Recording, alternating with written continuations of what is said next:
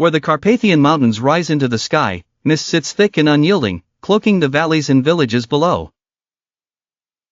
In this borderland, stone and story merge to birth Bran Castle, a sentinel etched from the mountain itself, its curtain walls slicing into the grey expanse like the bared teeth of a waiting beast. No architect's hands could have dreamt such a silhouette. It seems rather that the rock itself grew intent on watching, on remembering, on holding something unsleeping within.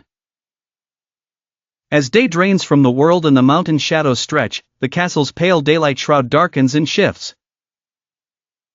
At sunset, villagers watch with lips sealed tight as the walls blush red-black. Some claim it is merely light, but others, older in their silence, insist that the color is memory, the blood and terror soaked over centuries, now too deeply woven to fade. Whose blood, whose terror, they whisper of all who have come and vanished, and of what yet lingers. The lane twisting up to the mountain gate is lined with stones worn smooth by centuries of passage and by hurried, fearful footfalls. Here, stories spider outward, of dungeons locked away for many morning, of staircases that spiral so tightly they seem to close in on themselves and swallow time, of voices or screams leaking through the very fabric of the walls, heard only by those who wish they hadn't. The castle, it is said, forgets nothing and sheds nothing. The injustice of any act, the regret of any soul, is left within, sometimes never to be reclaimed. But it was not until the coming of Vlad the Impaler that fear took form and language. First a prince, then tyrant, and finally more shadow than man, his name soldered its myth to these stones. Some said he ruled here, others that he was imprisoned, or only passed through. The facts blur, but the terror remains, distilled by tales of impalement, pits clogged with the dead, punishments that left even the cruelest heart shivering.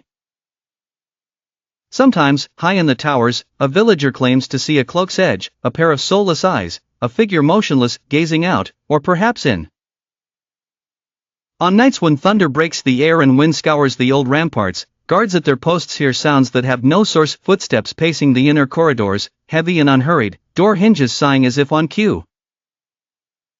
The bravest dismiss it as draught, but none dare to deny that sometimes, as they turn their backs, the air grows cold, the hair prickles at the nape of the neck.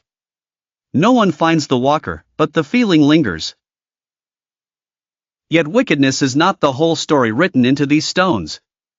Kings have slept here, laughing in fire-lit halls.